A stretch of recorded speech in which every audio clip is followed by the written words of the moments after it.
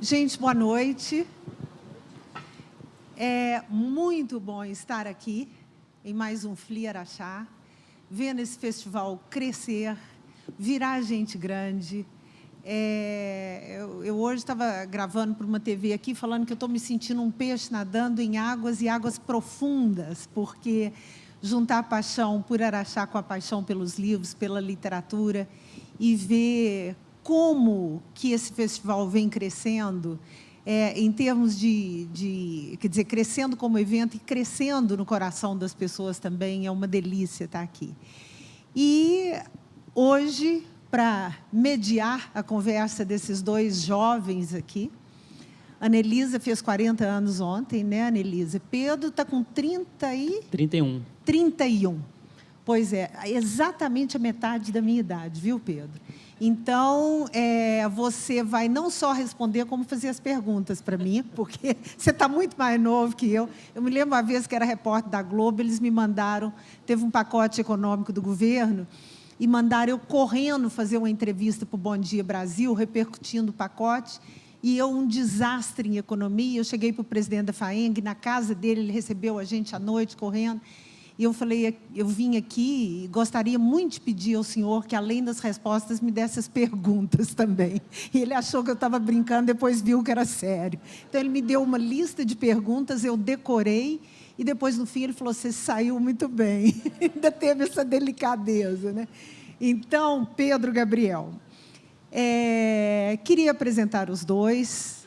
Anelisa Ribeiro, que é poeta, cronista, professora do Cefet-MG, formada em letras pela UFMG, mestra em linguística, doutora em linguística aplicada, pesquisadora.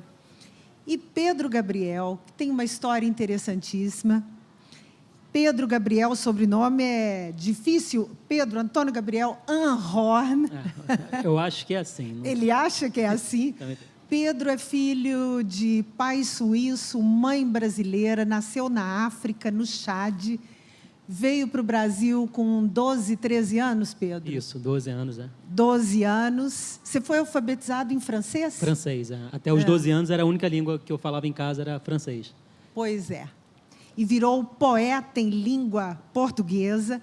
E a história dele com a poesia, ou a prosa poética, ou as palavras desenhadas, porque ele fala que não é poeta, que ele é uma pessoa que desenha palavras, é tão interessante que eu vou deixar para ele mesmo contar.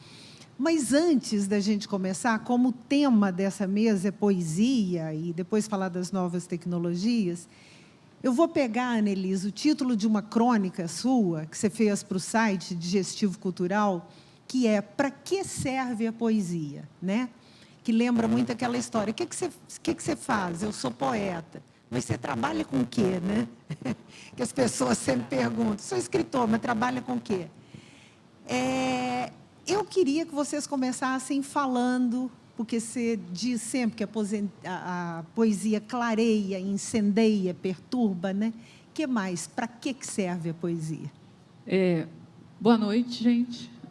Né? Obrigado pela presença e obrigado pelo convite, né? Encontrei a Leila semana passada no outro festival, então estou me sentindo assim, mas mudando o assunto, como é que é, né?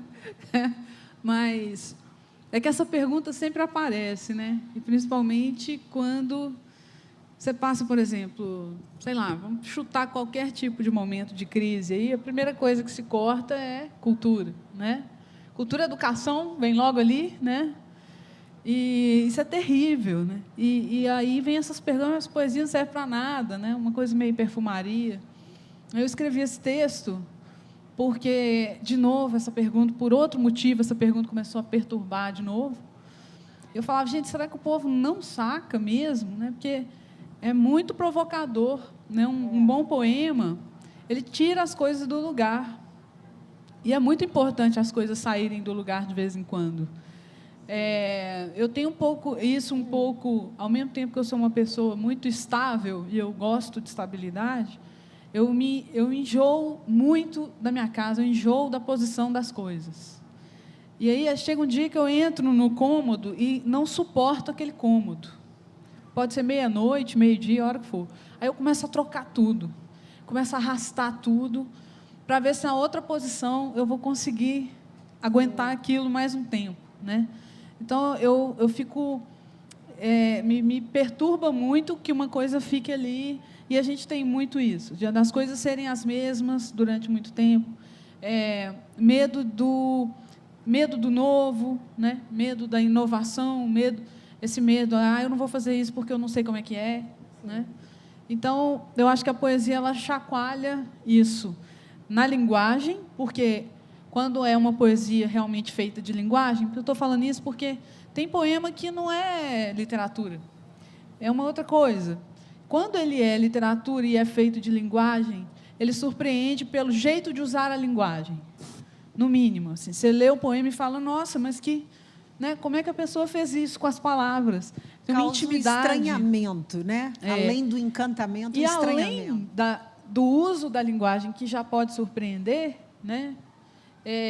Tem o que ele está dizendo também. Se for um poema que narre alguma coisa ou diga alguma coisa, às vezes ele mexe num tema ou numa ferida ou sei lá, que outra coisa não ia mexer. Sim. E aí ele incomoda por isso também. Nossa, olha o que esse poeta disse, ou o que esse, sei lá, para ser mais purista aí com as aulas de literatura, né?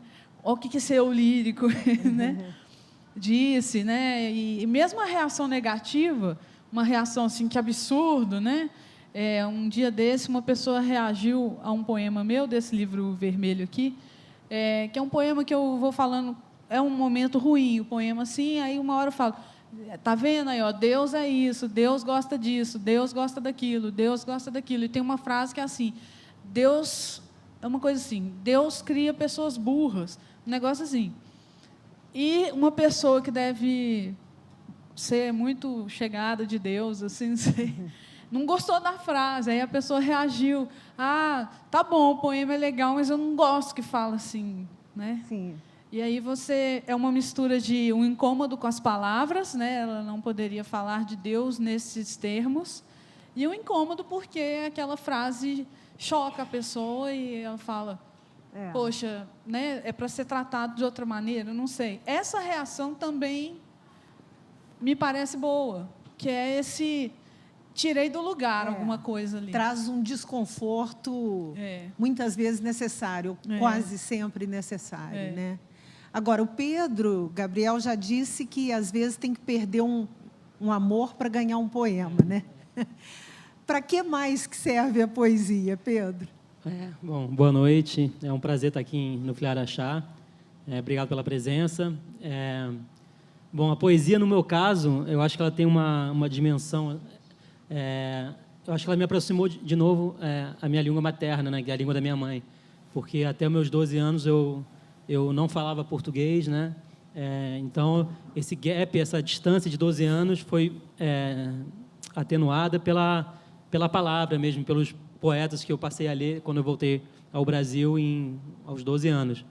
Que aí eu comecei a ler Drummond, Manuel de Barros, Quintana, obviamente não com a mesma consciência que eu leio hoje, mas eu lembro que as palavras, assim, eu prestava muita atenção na grafia, na sonoridade da palavra desses poetas e desses poemas, e isso acabou meio que pagando uma dívida que eu tinha com a língua da minha mãe. E, além disso, no meu caso, a poesia também é uma forma de quebrar um pouco a minha timidez, meu silêncio, que eu sou uma pessoa mais reservada, e, através dos desenhos e da palavra, eu consigo me expressar e dialogar com o mundo, assim. Apesar que, nesse caso do Eu Me Chamo Antônio, eu não considero que seja especificamente poesia, poema, eu acho que é mais poesia, assim, no sentido de encantar as pessoas e tocar alguém, mas são muito mais ilustrações e desenhos de palavras, com brincadeiras de palavras que tocam pessoas, assim, que eu desconheço, assim, no Brasil inteiro, e isso me deixa muito assustado, no bom sentido. Pois é, né? Vamos contar a história, porque a história do encontro dele com essa prosa poética é fascinante. Como é que foi, os guardanapos? Então, tudo começou com com um desligamento hoje, que não existe mais demissão, né? As pessoas são desligadas da tomada, como máquinas. E aí eu trabalhava numa empresa de compras coletivas, como redator de conteúdo. Você é redator publicitário. Publicitário, a minha formação é publicitária, mas nunca cheguei a trabalhar efetivamente em agência.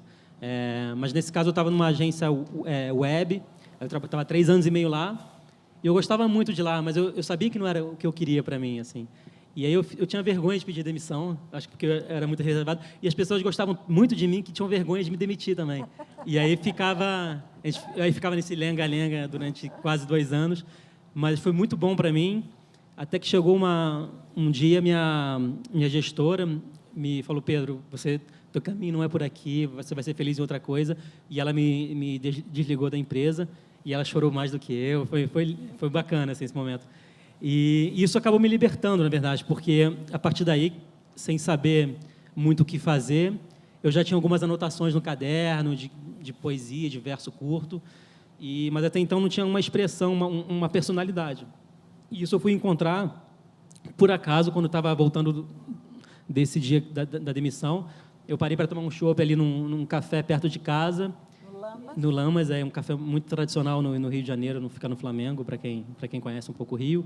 E eu tinha esquecido o meu caderno de anotações. Aí a única plataforma que eu tinha para escrever era aquela pilha de guardanapos em branco ali.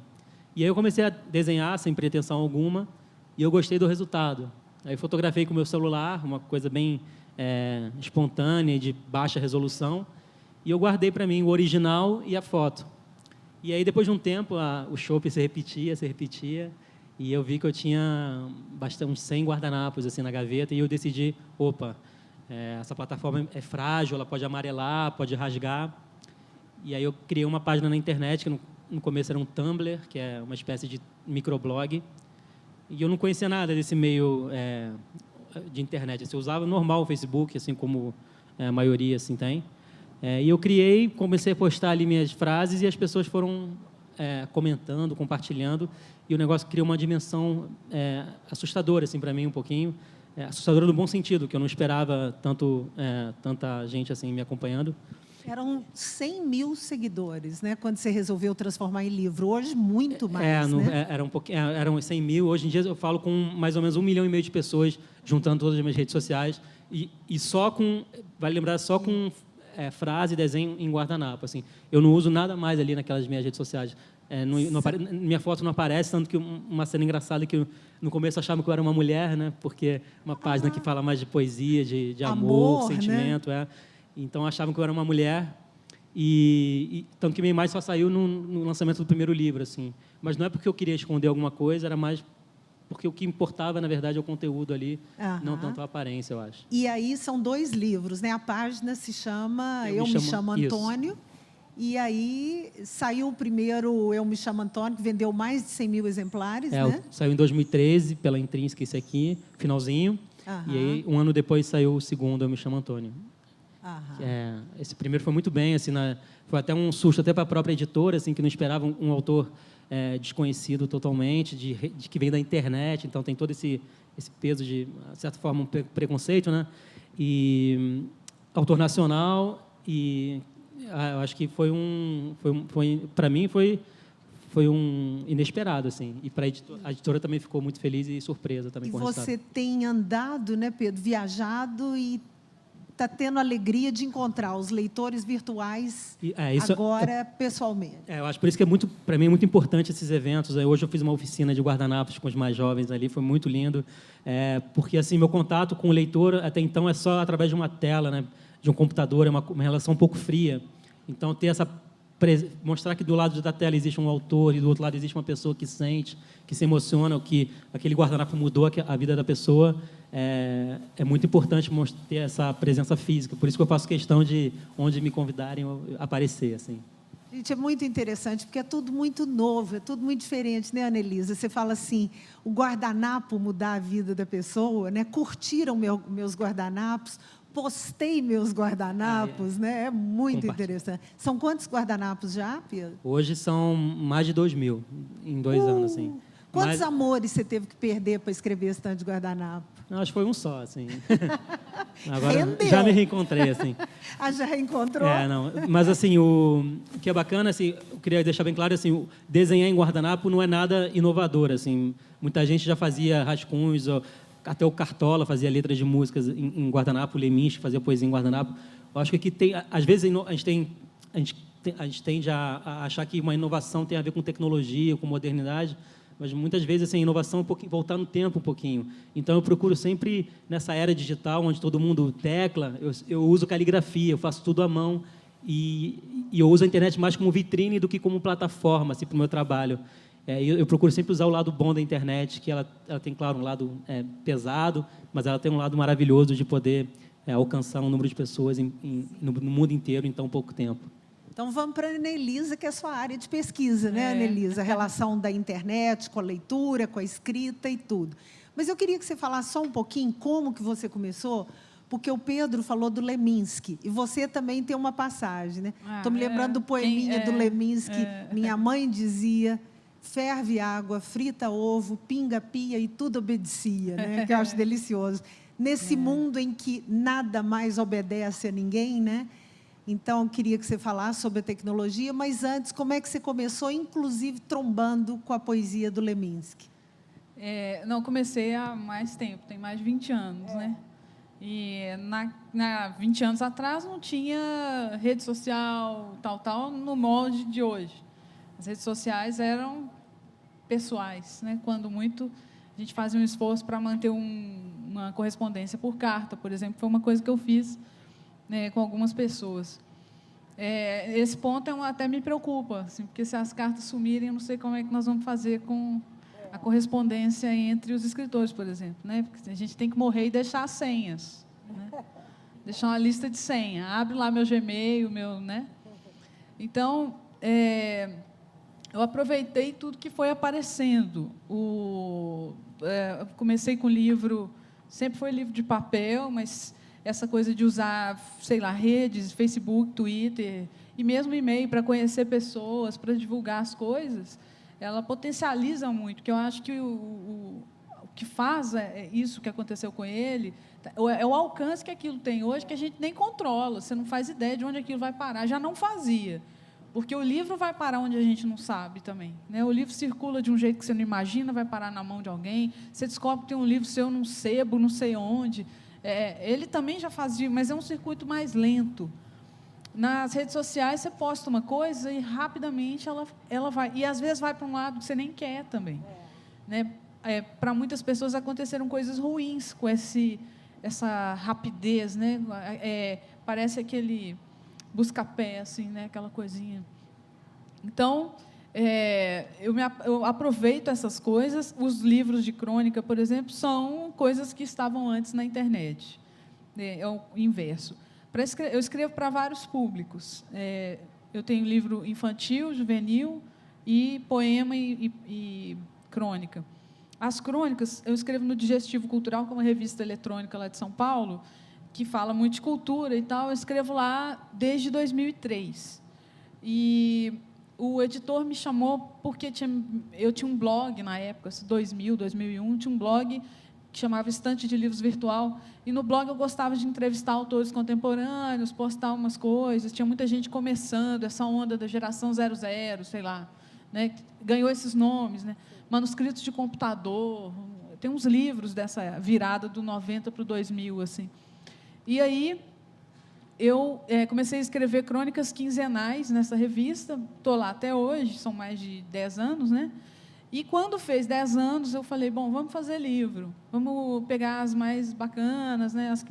E a gente fez uma seleção, que era muita coisa, claro, né? A gente fez uma seleção que deu no primeiro, que eram as crônicas com assuntos mais gerais e que tinham muitos acessos, que tem essa coisa do número na internet, que é muito diferente. Você vendeu, sei lá, vou chutar aqui, você vendeu 1000 livros, na internet você foi lido por 1 milhão, né? Então, é uma coisa que só na internet esse número. Agora, esse número é estranho também, porque, às vezes, o cara chegou na página, você não tem certeza se ele leu. Então, é esquisito. Outra coisa que é diferente, o cara fala diretamente com você, ele te xinga e ele te elogia, ali na mesma página, você vê na hora, você pode responder, pode ser agradável, desagradável. Isso na internet é muito intenso, né? Que é ao contrário daquela imagem que a gente tinha do poeta, aquele ser Longe, muito afastado, né? No lugarzinho dele, recôndito. E os processos ali. são completamente E agora diferentes. os poetas estão na chuva, né? O que eu faço? A crônica era um texto que primeiro que eu acho que a crônica aproxima mesmo. Deve ser o único gênero literário que ainda está nos jornais até hoje. Se for literário, porque tem muita coluna que não é crônica, né? Mas considerando a crônica literária, eu acho que ela é um elo assim. Muita gente chega um pouco na literatura por ela. Por outro lado, o que eu fazia? Eu escrevia a crônica primeiro ali, depois ela virava livro. Virou 2, no caso, né? Esse chiclete aqui, que é mais temas mais gerais, e o amarelinho, que eu tenho uma recorrência. Eu gosto muito de falar de leitura, escrita, leitor, formação de leitor e tal. E as pessoas que me ajudaram a selecionar disseram: eu acho que tem que ter um livro mais temático, porque você fala muito desse assunto. Claro. E aí foi o Meus Segredos com Capitu. Poesia eu não gosto de pôr na rede. É um ciúme meu. Sim. Eu conheço gente que escreve direto no Facebook, já põe o poema no Facebook. Eu tenho um ciúme do negócio. Então, meus poemas estão todos guardados. O que não foi publicado em livro não estará na internet. Eu gosto de fazer o contrário. Por quê? Porque aí eu aproveito assim, eu não sei, é outro processo. Mas eu escrevo o poema, depois de um tempo, tal, seleciono, né, publico em livro. E aí eu passo a publicar o que está em livro na internet, nas revistas, no que tem, né, para levar o livro junto. Sei. Esse poema saiu do livro tal. Sei. Porque se a pessoa se interessar, ela pode procurar o livro. Uhum. Né? E o infantil, não. O mais recente juvenil meu é a Carta de Caminha, que virou o e-mail de Caminha. Eu fiz assim, eu adoro a Carta de Caminha, acho um barato. E aí eu peguei a Carta de Caminha e alterei ela toda. Ela é fiel no conteúdo, mas totalmente infiel na plataforma, porque eu tive que picar ela toda, porque o exercício é o seguinte: em que a plataforma onde eu escrevo tem a ver com o texto que possível ali, né? Então, se o Caminha tivesse e-mail, ele não teria escrito uma carta, ele não teria escrito uma carta de 14 páginas, ele não teria escrito como se fosse um diário em que ele fala sozinho, ele provavelmente teria feito pequenos textos picadinhos enviados para o rei, e o rei ou sua assessoria provavelmente teriam respondido. Então, a brincadeira é como que o texto ficaria, né? Aí eu inventei, nesse sentido, esse texto, fiel ao conteúdo da carta. Tive que inventar um rei, que aí sim é um personagem, um rei engraçado, conectado. Acho que a primeira coisa do livro é um tweet. É um tweet que ele fala: partiu Índias, né? Muito como bom. Se fosse hoje. E aí, no fim, a gente pôs a carta mesmo, num português mais atual e tal, para se a pessoa quiser comparar. Né? Então, eu acho muito fantástico a gente aproveitar todas as plataformas. Para mim, não tem nada a ver com competição, com concorrência, com isso vai acabar com aquilo. E mesmo os números já dizem isso, uma coisa não está acabando com a outra exatamente. A gente reposiciona as coisas. Você deixa, ele volta com um manuscrito no guardanapo. E tem tudo a ver, porque ele é mais complexo, ele escreve no guardanapo, à mão, e não é qualquer letra, porque é uma coisa toda elaborada, né? Que é o traço dele, que é quase uma ilustração. Aí ele põe aquilo numa plataforma digital. Pronto, deu outra potência para o negócio. Agora, o jeito da coisa, quando você olha para o texto dele, tem a ver com a textura do guardanapo e com a mão dele fazendo aquele traço. Não dá para fazer de outro jeito. Não, ele misturou coisas. Sim. Né? Você ia perguntando uma coisa para ela, Pedro? Não, ela me fez lembrar sobre... que ela preserva as poesias dela, né? E me fez lembrar um pouco sobre o processo do primeiro livro. Acho que o grande desafio da editora era saber como é que ela ia vender um conteúdo que o pessoal tem de graça na internet. Porque eu disponibilizava tudo nas minhas redes. Assim. E desde o começo eu sempre fiz isso, assim, porque eu crio e posto. Assim, eu não deixo nada inédito, vamos dizer assim. Mas, no caso do livro, eu acho que o livro já é um objeto mais organizado. E eu consegui oferecer 2 propostas de leituras assim para quem se interessar, que é ele pode ler na sequência como se fosse um romance desenhado do personagem Antônio, ou então ele pode abrir uma página aleatória e encarar como se fosse um verso do dia, um pensamento do dia. Então foi isso assim, porque eu acho que no Facebook fica um pouquinho tudo bagunçado, sem conceito, assim. Eu acho que o livro fica tudo mais organizado. E claro, eu fiz algumas ilustrações novas e tudo, mas assim deu muito certo, porque as pessoas foram para as livrarias também, para os lançamentos, tem sido muito bacana. Então, é interessante também, não é porque você deixa alguma coisa de graça que isso não vai te gerar algum retorno em algum momento. E é interessante, porque como você trabalha muito as letras, né? Fica uma coisa mais artística, mais desenhada mesmo, às vezes a leitura fica difícil, né? E aí... Não, isso tem até uma cena engraçada, uma crítica do livro botou assim, o primeiro livro nacional que precisava de legenda, né? E é verdade que o primeiro realmente ele é bem... Quem não está acostumado a me acompanhar nas redes sociais, é uma leitura bem complicada e até chata assim, das letras, porque até achar a estrutura ali, até formar a palavra. Né? Você ia ganhar dinheiro de qualquer jeito, porque se fosse de desenhar, você estava rico. Se fosse de colorir essa capa... Se colorir. Mas assim... E aí, mas teve uma senhora... Aí eu fiquei na dúvida de se eu colocava a legenda em cada página ou no final. E a gente optou no final para a pessoa tentar adivinhar. E tem uma senhora que tem princípio de Alzheimer, que me mandou um e-mail um dia, falou, meu filho, toda bonitinha, assim, por favor, não coloque a legenda, porque eu gosto de exercitar meu cérebro. Então, eu parei de colocar a legenda. E tem uma situação ainda que me deixou também emocionado, foi um deficiente visual que chegou no lançamento com um cão-guia. Eu falei, nossa, como é que ele conhece minha poesia visual, né? meu texto visual, sendo deficiente visual.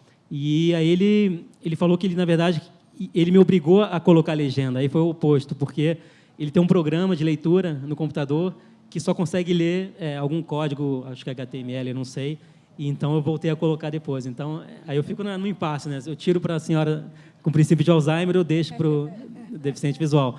E aí eu fico alternando para agradar os dois. Mas eu entendo quem está lendo pela primeira vez meu livro, que tem uma certa dificuldade para entender. Assim, eu não sabia que as legendas estavam lá no fim, a tradução, né? E eu tenho labirintite. Aí, no começo, eu comecei a dançar, tentar acompanhar a palavra. Falei, eu vou ter que tomar Dramin para ler o livro do Pedro.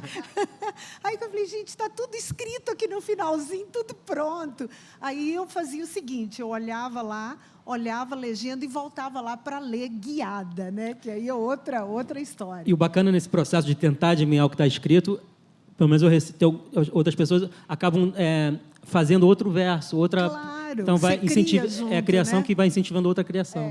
Isso é muito bacana. Deixa eu ler uns pedacinhos aqui do Pedro. Anelisa, seleciona o seu pedacinho aí para você ler. Pedro, o silêncio só é mudo da boca para fora. Muita alma nessa hora, né, Pedro? É que, às vezes, precisamos perder amores para ganhar poemas. Atropelaram meus sonhos. Alguém anotou a placa da realidade? Isso tudo ilustrado, as palavras vão, vêm, quer dizer... Com desenho, assim, visual, é outro impacto e é outra interpretação também. O primeiro livro ele é todo focado assim, mais em verso curto. O segundo já solta alguns fragmentos também. E você enfrenta muito preconceito das pessoas? Falam, não, isso aí é coisa de internet, poesia de internet, meio autoajuda. Autoajuda, sim. Né? Apesar que eu não tenho nada contra a autoajuda, mas assim, eu não coloco 10 guardanapos para perder a barriga, sabe?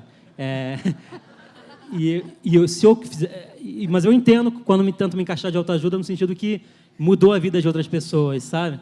Só que não, assim, eu não encaro isso como um preconceito, nem como uma ofensa, mas é que não é isso, entendeu? Tem todo um trabalho por trás, assim, cada guardanapo que eu faço tem uma história, tem um motivo, tem um porquê. Eu não seleciono palavras bonitinhas e tento fazer um jogo com elas, assim. tem muito a ver com minha história, minha infância na África. Então, eu procuro... É como se cada guardanapo fosse uma representação, uma lembrança de um momento que eu tenha vivido, direto ou indiretamente. No seu caso, aliás, os guardanapos fazem ganhar a barriga, né? Porque eles são escritos no Lamas, tomando chopp. E sanduíche de pernil, né? Não tem como. Mas agora eu troquei, na verdade. O primeiro livro ele era muito mais com chopp noturno. O segundo já é mais suquinho de laranja. Já está mais de manhã. Estou trocando E tem mais dentro de você, nisso que você fala que são esses silêncios que são da boca para fora, né? Nesses poemas que saem. Tem muito ainda da África? Ou você já se sente muito brasileiro? Como é que é? Então, não, eu me sinto 100% brasileiro, até porque eu estou aqui há quase 20 anos já. 17 anos, minha mãe é brasileira, meu pai é suíço, e a gente nasceu no Chad, né? Só para... numa ex-colônia francesa. E aí eu morei 5 anos no Chad, e depois 6 anos em Cabo Verde, que são ilhas em frente ao Senegal, assim, são 10 ilhas, um arquipélago. Seu pai trabalhando com ajuda humanitária? Ajuda humanitária, não era uma ONG, era para o governo suíço, mas era ajuda humanitária e política, assim, nessas regiões mais tensas, assim. Apesar que Cabo Verde não tem nada de tenso, foi um paraíso mesmo, assim. Mas eu acho, assim, talvez não indiretamente, tudo é uma bagagem, assim, tudo ficou em mim de alguma forma e eu consegui desdobrar isso que eu guardava muita coisa para mim e o guardanapo foi a única forma que eu encontrei para dialogar mesmo, para colocar para fora, exteriorizar esse mundo. Obviamente, quem lê não vai ver o menino na África, assim, não. Mas a forma que eu encontrei para traduzir aquilo, sem dúvida, eu não teria chegado a esse resultado se eu não tivesse vivenciado aquilo que eu vivenciei na África e aquela infância maravilhosa que eu pude vivenciar, assim, com contato com diferentes culturas, na minha sala, assim, eu nunca pude fazer amigos, porque a gente viajava sempre, então, e na época não tinha Facebook, assim, eu acho que eu sou da última geração que ainda brincou na rua. Eu costumo falar que minha primeira rede social era a rua. Então, você conhecia a pessoa, depois de um ano ela tinha que ir embora, assim. Então, nunca... Por isso que eu acho que eu falo muito de despedida, de ausência, saudade dos meus guardanapos. Impermanência, né? Isso, impermanência. Ok. Annelise, o que você vai ler para a gente? Eu peguei... A Leila tinha pedido para eu fazer um pedacinho de uma crônica aqui.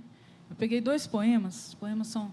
Mas, para ler eu preciso saber se a plateia toda conhece uma música do Marcelo Genesi, que ele fala assim: quando eu te vi passar, fiquei paralisado. Todo mundo lembra? Sim. Não é linda? Eu adoro tanto aquela música que aconteceu isso aqui, Domingo. Um dia eu caso num domingo só para tocar a canção do Genesi. Quero nem saber se você leu o nosso horóscopo, se está chuva, sol, brisa ou furacão. Quero nem saber se você vai dizer que sim ou que não.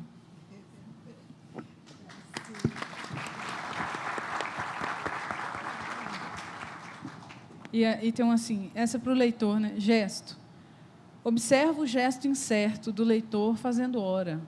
Vira e não vira a página agora. Ao passar, enfim, a folha, comemora. Vozes por dentro e balés por fora.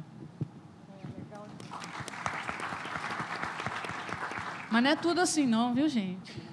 Tem palavrão. Nós vamos contar a história do palavrão, porque rendeu. Essa moça saiu nos jornais, tudo. Carlinhos, você viu a confusão? Poema erótico? Só por causa da do palavrão. Annelise, nós vamos falar dele já já. Aí a Leila pediu para eu fazer esse aqui. Chama e-mail, um pedacinho, tá, gente, de uma crônica. E-mail devassado para o meu filho. Só conta, Annelise, você tem um filho, tem um filho Eduardo. Que na época era pequenininho, agora ele tem 11 anos. Na época ele devia ter 2 ou 3, sei lá. Uhum. Ele era bebê, porque vocês vão ver por quê. Meu filho, tudo bem com você? A essa hora você já deve estar dormindo. Fico preocupada com seu sono. Espero que seu pai tenha fechado a janela e a persiana. Lastimo quando os mosquitos atacam você durante a noite. Lastimo seus pesadelos. Também me preocupo com seu frio ou com seu calor. Se estiver quente demais, deixe de lado as cobertas. Jogue fora o lençol. Mas deixe tudo sempre à mão para o caso de uma chuva súbita que esfrie o mundo. Se fizer frio, tome nas mãos a coberta e estenda-a sobre seu corpo. É melhor assim. Não tenha preguiça de fazer essa manobra. Vou lastimar se você se resfriar. Teremos que esperar que a gripe passe. Amanhã pela manhã, você vai acordar e eu não estarei aí. Será mais doce o dia, no entanto, as saudades haverão de incomodar. Não pense nisso. Viva o dia com firmeza. Espante o desânimo.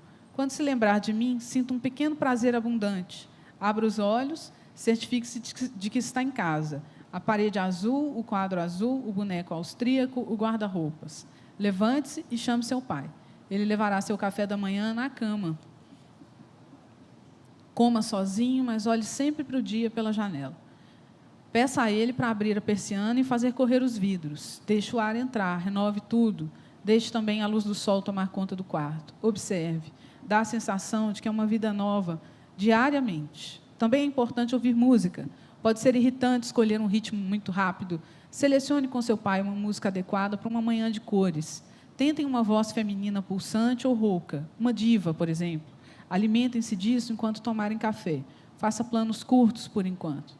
Ao final da manhã chegará a hora do almoço. Peça ao seu pai para preparar uma massa fina, ele saberá o que fazer. Aí vai falando o dia inteiro, no final fala assim, meu filho, se há algo que lamento muito é que não tenha podido gravar aquele seu olhar. Não havia sequer uma sombra naqueles seus olhos. Espera aí, senão vocês não vão entender. Espera aí. À tarde eu voltarei. No final da tarde, quando o sol fizer a última curva sobre a Serra do Curral, eu chegarei em casa.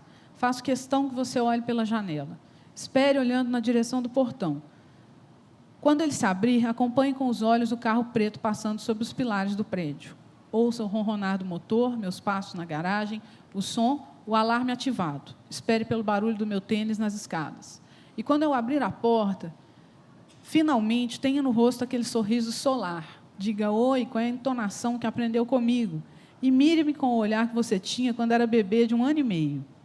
Meu filho, se há algo que lamento muito é que não tenha podido gravar aquele seu olhar. Não havia sequer uma sombra naqueles seus olhos. Quando eu brigava com você, você me desmentia. Quando eu era estúpida e impaciente, você me driblava. Quando eu negava algo, você me demovia. Tudo com os olhos. Tirei tanta foto, tanto álbum completo, e o seu olhar era inapreensível.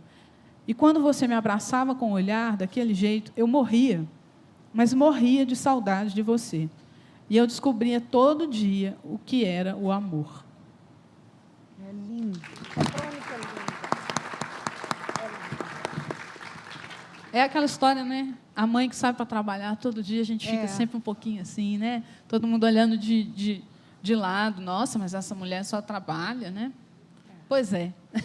Ainda bem. E essa mulher que trabalha fez um poema que deu uma confusão em Santa Luzia, Belo Horizonte. Eu só vi poema erótico ameaça demissão de professoras em escola de Santa Luzia. E aí fui ver que era um poema da Nelisa. Como é que foi isso, Nelisa? Até a semana passada estava rendendo, Estava, né? porque foi em maio, rendeu até agora, porque elas foram exoneradas, foram demitidas pelo município, que eu acho um absurdo, uma vergonha, uma total loucura. Mas aconteceu assim, eu escrevi um poema em 2008, né, escrevi meu poema lá, tal, só que o poema tem palavrão. Um poema que é uma mulher muito ciumenta. Aliás, esse é um tema caro para mim, é recorrente eu falar de ciúme, não sei porquê, né? Mas eu adoro falar de ciúme, né? Né? Homem safado e tal. Tem um poema nesse vermelho aqui que é um poema que eu mato todas as mulheres da Playboy. Todas. Isso aí é uma beleza para a alma da gente. Você escreve o poema e consegue sobreviver, né?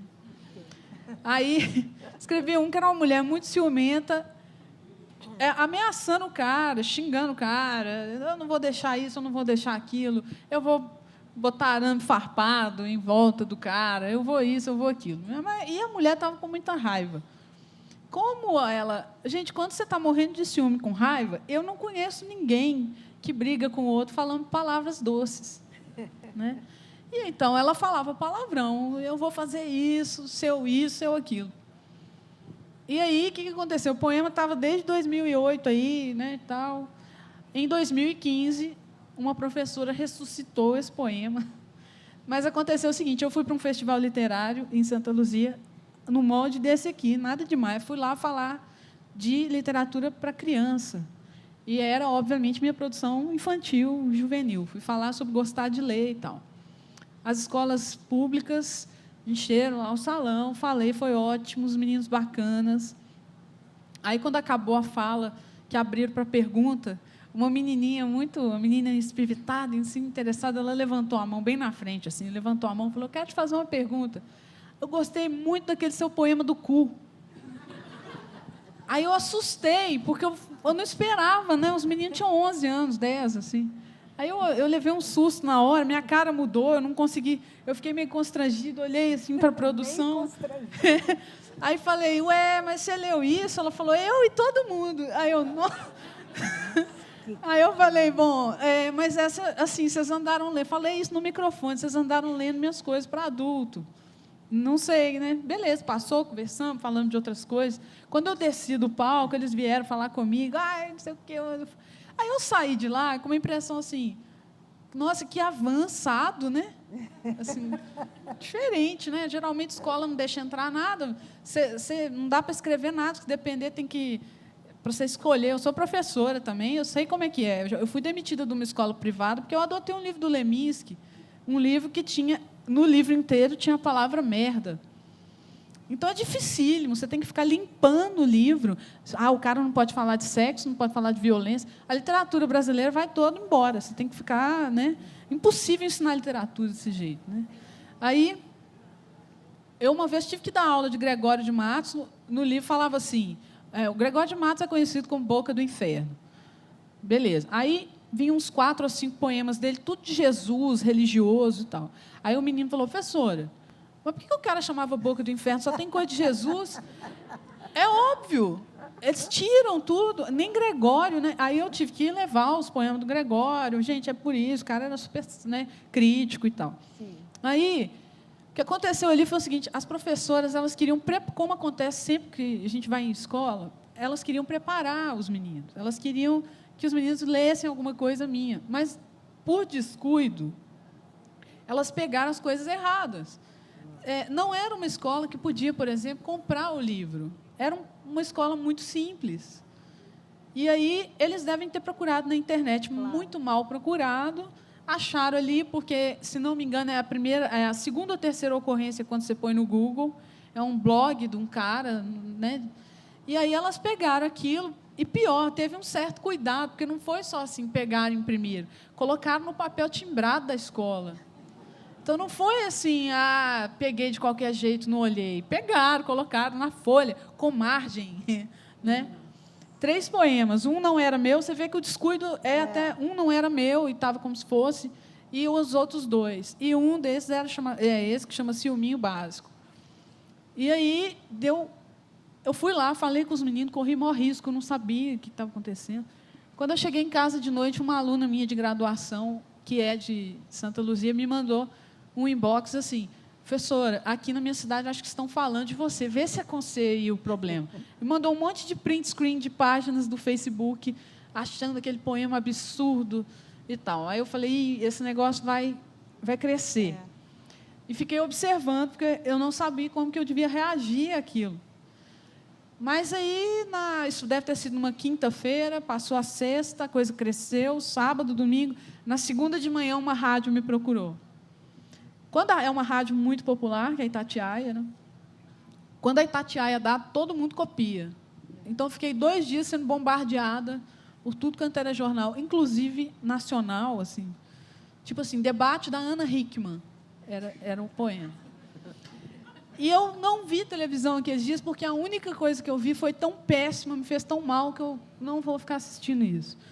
Porque a cobertura era horrorosa. Ninguém explicava nada, ninguém explicou o que eu fui fazer ali, ninguém sabia, ninguém falou do festival literário, por exemplo. Ao ponto de muita gente chegou pelo Facebook para dizer, eu gostei do seu poema, onde tem mais, né? Depois de 20 anos, os caras me classificaram como autora de poema pornô. Deve ter sido, assim, uns 2 ou 3 ou 4 que tem palavrão. Nem erótico, eu acho que ele é. aí te trata como se você tivesse surgido do nada com aquilo. Teve o jornal pior, assim, a âncora do jornal falava assim, que não é notícia, né, gente? Aquilo é para estimular a confusão, né? Então, eles falavam assim, um poema sórdido, cabeludo, assim. Aí eu falei, caramba, ninguém explica o negócio. Aí eu vi um povo discutindo assim, essa mulher, teve uma lá que fez uma análise psicológica de mim, né, pelo poema, e falou assim, não, gente, tem que ver, porque uma pessoa que escreve um poema desse deve ter sido abusada na infância. Eu tinha que ler essas coisas, o povo me analisando. Aí falava coisas assim, nossa, mas que absurdo. Não sei. Aí uma meia dúzia assim, me escreveu, me agredindo no inbox, no Facebook, falando um monte de coisa. E você via que as pessoas não tinham entendido nada. E resolveram botar a culpa também em mim. E entendendo assim, como se eu tivesse ido para a porta da escola panfletar poema com palavrão. Não tinha nada a ver com nada. Por que a escola também como lugar assim, do sagrado, né? Por quê? Porque na escola só pode poema de autor consagrado com palavras bonitas. Poesia que não tem palavra bonita não é poesia. E a literatura eu li isso. A literatura contemporânea é todo um lixo.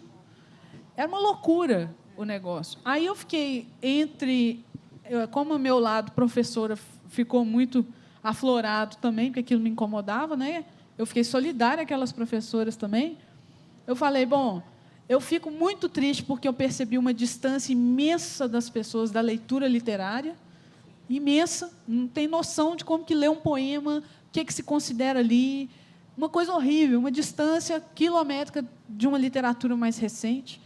E, ao mesmo tempo, como poeta, eu falei, gente, como que um poema causa, né? Porque a gente acha que a literatura não vai abalar mais nada, abala, tira do lugar. Clareia, né? Incendeia, perturba, perturba de volta muito ao começo. Importante para mim que o poema comunique.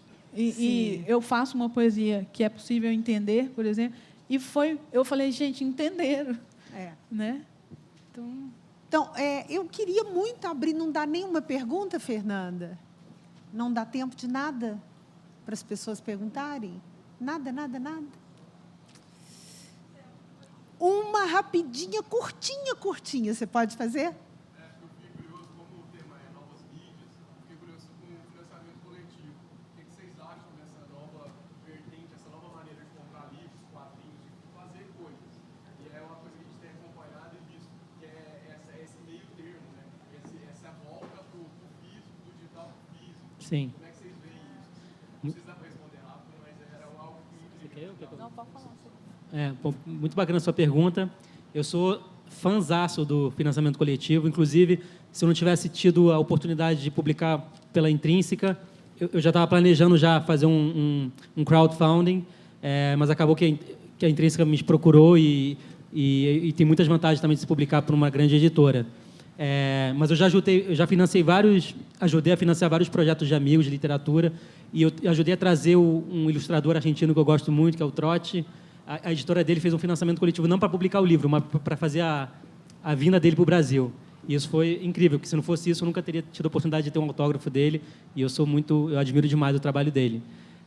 E é bacana você falar de online e offline, porque meu guardanapo começou offline, né, físico, foi para a internet online, agora, e voltou para o offline com o livro, e talvez ele volte para o online com ideia de fazer umas animações de 30 segundos cada guardanapo. Então, eu fico bate-volta assim, do online e offline.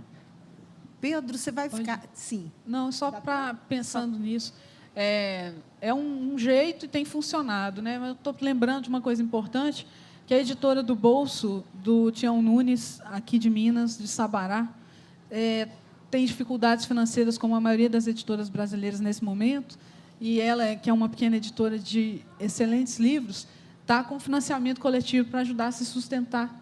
Então, eu já fui lá, já fiz uma aposta, e se todo mundo entrar lá e ajudar do Bolso a se manter, vai ser bacana. O Wikipedia faz isso agora também, né? Ele sempre pede uma doação. às vezes aparece uma mensagem. É uma forma de financiamento coletivo também, sustentar aquela plataforma gratuita e muito importante. Já salva muita formaturas aqui. Só me diga uma coisa, amanhã vocês dois vão estar por aqui o dia todo? Sim, eu cheguei quarta e vou ficar aqui até domingo, assim, participando do evento. Então, Também. porque agora a gente está nessa correria, nessa loucura, e vamos ouvir o Frei Beto, né, que é Sim. imperdível. Mas então amanhã vocês podem correr atrás dos autógrafos da Anelisa Ribeiro, do Pedro Gabriel. Os livros estão aqui na livraria?